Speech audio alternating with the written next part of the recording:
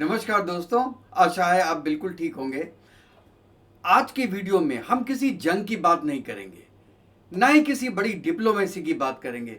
आज हम बात करेंगे पाकिस्तान की एक ऐसी आदत की जिसे कहते हैं फंडिंग डिप्लोमेसी।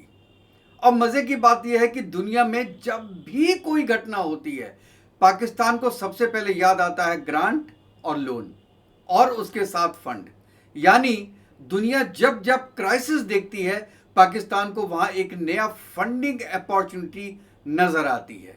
तो चलिए दोस्तों, पूरी कहानी शुरू से शुरू करते हैं। अगर फिर मैं रिपीट करता हूं, अगर कोई ऐसा देश हो जिसके पास पहले से आईएमएफ का प्रोग्राम हो, जिसने चाइना से अरबों डॉलर का कर्ज लिया हो, जिसे सालों तक सऊदी अरेबिया और यूएई सहारा देते हो, और फिर भी दोनों वो अचानक अमेरिका के दरवाजे पे जाके 10 बिलियन डॉलर की मदद मांगे, तो सवाल ये उठता है कि आखिर ऐसा क्या हो गया?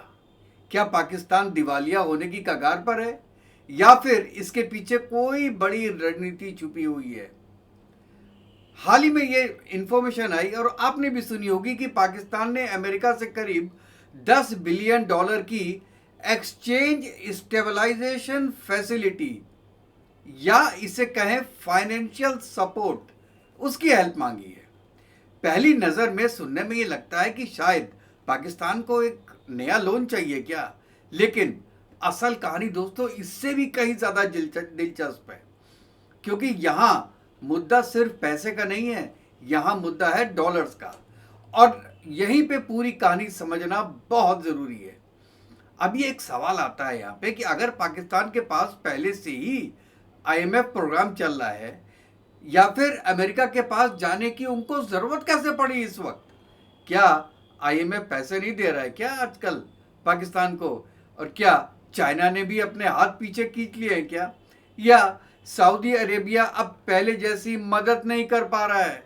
यही सवाल आज के वीडियो में हम देखेंगे। और आगे बढ़ने के पहले मैं रिक्वेस्ट करता हूं कि जिसने भी मेरा चैनल सब्सक्राइब नहीं किया है वो प्लीज मेरे चैनल को लाइक कीजिएगा, सब्सक्राइब कीजिएगा और बेल आइकन जरूर दबा दीजिएगा। आगे बढ़ने के पहले दोस्तों, अब हम देखते हैं पाकिस्तान की आर्थिक जो एक पिक्चर बनती है उसको। आप जानते हैं 25-26 में पाकिस्तान का पूरा बजट था करीब 63 बिलियन यूएस डॉलर। और ये शुरू में देखने में तो लगता है ठीक है यार, मिडिल ऑर्डर कंट्री के लिए 63 बिलियन डॉलर ठीक है। अच्छा, लेकिन जब इसके अंदर झांकते हैं तो तस्वीर बिल्कुल ही चेंज हो जाती है। क्यों हो जाती है? क्योंकि करीब 10 बिलियन डॉलर तो केवल डिफेंस में खर्चा होता है। मतलब पूरे बजट का 10-20% जो है वो बजट पे खर्चा होता है, 5% होता है पेंशन्स वगैरह पे। लेकिन असली झटका यहां नहीं है, असली झटका है डेब्ट सर्विसिंग का। पाकिस्तान को अपने जो पुराने कर्ज हैं उनको चुकाने के लिए करीब 30 बिलियन डॉलर खर्च करने पड़ते हैं हर साल। मतलब लगभग 47% उनका जो बजट होता है वो पुराने कर्जे चुकाने में चला जाता है। अब सोचिए, देश की आधी कमाई नई सड़कें बनाने में नहीं, नई फैक्ट्रियां बनाने में नहीं, एजुकेशन पे नहीं, हेल्थ केयर पे नहीं, बल्कि पुराने लोन का ब्याज चुकाने में खर्च हो रही है। और यहीं पर सबसे बड़ी समस्या शुरू होती है। बहुत से लोग दोस्तों सोचते हैं कि अगर ये पैसा कम पड़ रहा है तो यार नया लोन ले लो। लेकिन पाकिस्तान की प्रॉब्लम क्या है ना, नए लोन की नहीं है। उनकी सबसे बड़ी प्रॉब्लम आज की डेट में है, उसे कहते हैं डॉलर लिक्विडिटी। यानी आपके पास डॉलर ही कम पड़ रहे हैं। ऐसा क्यों हुआ? क्योंकि पाकिस्तान का जो इंपोर्ट बिल है उनके एक्सपोर्ट से लगातार ज्यादा रह रहा है। मतलब कि देश जितने डॉलर कमाता है उससे ज्यादा डॉलर खर्च कर देता है। इसका नतीजा क्या हुआ कि हर साल फॉरेन एक्सचेंज रिजर्व पे प्रेशर आता है, और जब डॉलर कम होने लगता है तो ये जो सबसे पहले डरने कौन कौन लगता है डरने? जिन्होंने कर्ज दिया हो। और यहां से शुरू होती है दोस्तों आईएमएफ की कहानी, क्योंकि लोग ये समझते हैं कि जो आईएमएफ पैसा देता है उससे पुराना कर्ज खत्म हो जाता है, लोन खत्म हो जाता है, लेकिन असलियत दोस्तों इससे बहुत अलग है। आईएमएफ का पैसा ज्यादातर मामलों में देश को जिंदा रखने के लिए दिया जाता है। याद रखिए, देश को जिंदा रखने के लिए दिया जाता है, ताकि वो अपने पुराने कर्ज और जितना ब्याज है उसको समय पे देता रहे। यानी नया पैसा पुरानी व्यवस्था को कुछ समय के लिए आगे चलाने के लिए होता है। अब यहां पे प्रॉब्लम क्या है कि यहां समस्या खत्म नहीं हो रही है। अब एक और दिलचस्प बात सुनिए, अगर पाकिस्तान की करेंसी थोड़ी सी भी वीक होती है तो बिना नए लोन लिए हुए भी जो डेप्ट सर्विसिंग है वो और महंगी हो जाती है। क्योंकि आप ये देखिए कि कर्ज कितना है डॉलर में, और कमाई किस में है? रुपए में। एक्सपोर्ट है नहीं, तो रुपया, पाकिस्तानी रुपए की बात कर रहा हूं, जितना भी कमजोर होगा कर्ज उतना भारी होगा।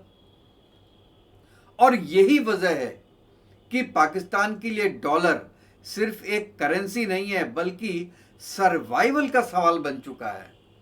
अब सवाल यह है कि अगर असली समस्या डॉलर है तो पाकिस्तान अमेरिका से $10 बिलियन मांगकर आखिर करना क्या चाहता है? क्या यह पैसा सीधा पाकिस्तान के खाते में आएगा? और क्या यह ग्रांट होगा या इसके पीछे कोई बिल्कुल अलग फाइनेंशियल मॉडल काम करता है? और सबसे बड़ा सवाल, क्या अमेरिका वास्तव में पाकिस्तान की मांग मान सकता है? और यहीं से ये जो हमारी वीडियो है वो बहुत इंटरेस्टिंग हो जाती है, क्योंकि अमेरिका ने अभी तक हाँ नहीं किया और 10 बिलियन के लिए उनको अप्रूवल चाहिए होता है सेनेट का और कांग्रेस का। अच्छा, अब एक सवाल और उठता है कि अगर पाकिस्तान को डॉलर चाहिए तो उसने सीधे अमेरिका के दरवाजा ही क्यों खटखटाया? ऐसी क्या मजबूरी आ गई थी इसके पास, पाकिस्तान के पास, कि चाइना, आईएमएफ, सऊदी अरेबिया और यूएई होने के बावजूद अब उसको वॉशिंगटन नजर आ रहा है? और यही से बड़ी इंपॉर्टेंट बात मैं बताने जा रहा हूं दोस्तों। और उससे पहले समझिए कि पाकिस्तान ने अमेरिका से जो मांग की है उसे कहते हैं एक्सचेंज स्टेबलाइजेशन फैसिलिटी या फाइनेंशियल सपोर्ट। इसका मतलब यह नहीं होता कि अमेरिका डायरेक्ट $10 बिलियन आपको ट्रांसफर कर देगा, ठीक है ना। यह एक तरीके की फाइनेंशियल गारंटी भी होती है। यानी फ्यूचर में अगर पाकिस्तान पे कभी भी डॉलर का प्रेशर आया तो एक शक्ति है पीछे अमेरिका नाम की जो उस देश को गारंटी दे रही है और उसके साथ खड़ी है। इससे सबसे ज्यादा फायदा किसको होता है दोस्तों? इसको होता है लोन देने वालों को, मतलब क्रेडिटर्स को। उनको भरोसा होता है कि अगर पाकिस्तान पूरी तरह से डिफॉल्ट भी कर जाए तो भी डिफॉल्ट नहीं करेगा, क्योंकि उसके पीछे अमेरिका खड़ा है, अमेरिका का डॉलर खड़ा है। और इसी रेफरेंस में एक अर्जेंटीना का भी एग्जाम्पल दिया जाता है। अमेरिका ने लगभग $20 बिलियन की ये फाइनेंशियल बैकलॉग जो है वो अर्जेंटीना को दिया था। मतलब हर डॉलर उसका सीधे खर्च नहीं किया गया बल्कि मार्केट और क्रेडिटर्स को भरोसा दिलाया गया, क्योंकि जरूरत पड़ने पे ये सपोर्ट अवेलेबल रहेगा। तो उससे क्या होता है कि मार्केट में उस कंट्री का कॉन्फिडेंस बढ़ जाता है। अब सवाल है, पाकिस्तान को आज ऐसी गारंटी की जरूरत क्यों महसूस हो रही है? इसके पीछे कई वजह है दोस्तों, और पहली वजह है चाइना का बढ़ता हुआ दबाव। पिछले कई सालों से पाकिस्तान ने चाइना के अरबों डॉलर का कर्ज लिया है। आपको पता है $28 बिलियन। सीपक और जो दूसरे इंफ्रास्ट्रक्चर प्रोजेक्ट है उनके लिए काफ़ी ज़्यादा हैवी बोरोइंग हुई। लेकिन जब लोन्स का रीपेमेंट का समय आया तो ठन ठन गोपाल, पाकिस्तान ने कहा भैया इसको अभी 1 साल और बढ़ा दो। सुनने में आया है कि आज चाइना उसको बढ़ाने के फेवर में नहीं है। और दूसरा दबाव तब आया जब यूएई ने अपना $3.5 बिलियन वापस मांगा। ध्यान रखा, ये रुपए नहीं है, ये डॉलर थे। तो पाकिस्तान के जो फॉरेन एक्सचेंज रिजर्व्स है उससे सीधे ये डॉलर बाहर गए। और नेचुरल है कि जब रिजर्व आपका घटता है तो पूरी इकोनॉमी पे एक प्रेशर आता है। और यहीं से ये जो चेंज है ये देखने को मिला। पहले क्या होता था कि सऊदी अरेबिया और यूएई जरूरत पड़ने पे डिपॉजिट्स बढ़ा देते थे और इंस्टेंट हेल्प मिल जाती थी पाकिस्तान को। लेकिन अब वो जो ओपन एक हेल्प है वो अब दिखाई नहीं दे रही है। इसका मतलब ये नहीं है कि उन्होंने रिश्ते खत्म कर लिए, लेकिन इतना जरूर है कि पाकिस्तान अब पहले जितनी आसानी से जो रीजनल पार्टनर्स हैं उनसे ना पैसे मांग सकता है, ना उन पर निर्भर रह सकता है। और यही कारण है कि अब पाकिस्तान के पास जो विकल्प हैं वो बहुत सीमित होते जा रहे हैं। एक तरफ मैंने बताया चाइना अपना लोन वापस चाहता है, दूसरी तरफ आईएमएफ लगातार रिफॉर्म की शर्तें रख रहा है, और तीसरी तरफ डॉलर रिजर्व पे भी हमेशा एक प्रेशर बना हुआ है। ऐसे में अमेरिका का नाम सबसे ऊपर आना ये किसी संयोग की बात नहीं है दोस्तों, क्योंकि यहाँ पे एक बहुत इंटरेस्टिंग पहलू और आ जाता है। बताया जाता है कि पाकिस्तान का डेलीगेशन, जानते हैं, यूएस के ट्रेजरी सेक्रेटरी स्कॉट बेसेंट से पहले मिला। और इनसे क्यों मिला? क्योंकि अमेरिका की जो फाइनेंशियल पॉलिसी है, इंटरनेशनल फाइनेंशियल स्टेबिलिटी है और डॉलर पे जो आधारित सपोर्ट मैकेनिज्म है, उसमें ट्रेजरी डिपार्टमेंट की बड़ी इंपॉर्टेंट एक भूमिका होती है। यानी अगर कहीं से फाइनेंशियल कॉन्फिडेंस मिल सकता है तो उसकी शुरुआत यही से होती है। लेकिन यहां एक सवाल और उठता है कि अगर अमेरिका मान भी जाए तो क्या पाकिस्तान की जितनी भी प्रॉब्लम्स है सब सॉल्व हो जाएंगी?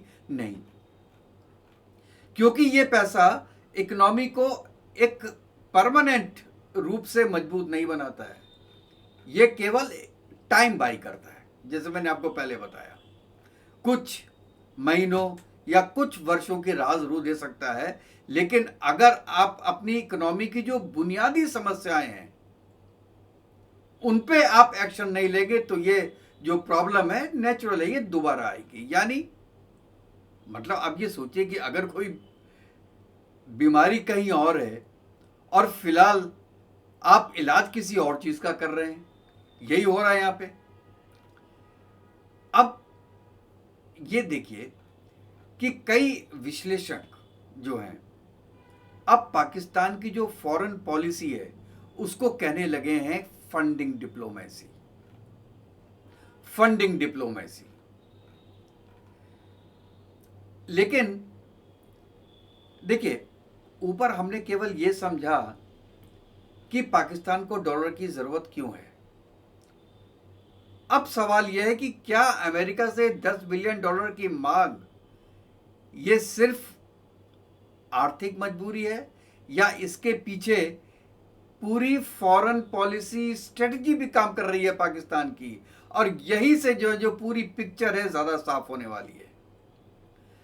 अगर आप पिछले कुछ सालों का पैटर्न देखें तो पाकिस्तान के हर आर्थिक संकट के दौरान किसी ना किसी बड़े ग्लोबल पार्टनर ने हेल्प की है। कभी आईएमएफ, कभी चाइना, कभी सऊदी अरेबिया, कभी यूएई, और अब जो हेल्प करने सामने आया है वो अमेरिका। यानी फिर मैंने बोला इसको कहते हैं फंडिंग डिप्लोमेसी। फंडिंग जो डिप्लोमेसी है इसका मतलब होता है फॉरेन पॉलिसी का एक बड़ा उद्देश्य है ये, और स्ट्रेटेजिक पार्टनरशिप के साथ साथ फाइनेंशियल सपोर्ट भी करना बन जाता है। क्योंकि अगर इकोनॉमी लगातार आपकी दबाव में हो तो डिप्लोमेसी का जो एक आप इकोनॉमिक पहलू होता है वो बहुत इंपॉर्टेंट हो जाता है। और अब दोस्तों जरा टाइमिंग पे ध्यान दीजिए। ये मांग ऐसे वक्त में आई है जब पाकिस्तान की इकोनॉमी पे कई तरीके से दबाव था। एक तरफ डेप्थ रिपेमेंट लगातार बढ़ती जा रही थी, फॉरेन एक्सचेंज रिजर्व पे दबाव बना हुआ था, और आईएमएफ की शर्तें भी आसान नहीं थी, और चौथी तरफ रीजनल सपोर्ट भी पहले तरीके से नहीं दिखाई दे रहा था। यानी सब दबाव एक साथ आके खड़े हो गए। अब यहां एक और बड़ी इंपॉर्टेंट बात समझिए दोस्तों, अगर किसी देश के पास डॉलर का रिजर्व कम होने लगे तो सिर्फ इंपोर्ट ही असर नहीं होता है, बल्कि इंटरनेशनल जो क्रेडिट रेटिंग है उस पर भी प्रभाव पड़ता है, क्योंकि इन्वेस्टर्स और क्रेडिटर्स दो चीजें देखते हैं कि देश सही समय पे भुगतान कर रहा है या नहीं, और दूसरा उसके पास कितनी फॉरेन करेंसी मौजूद है। अगर इन दोनों पे सवाल उठ जाएं तो नया इन्वेस्टमेंट भी मुश्किल हो जाता है दोस्तों।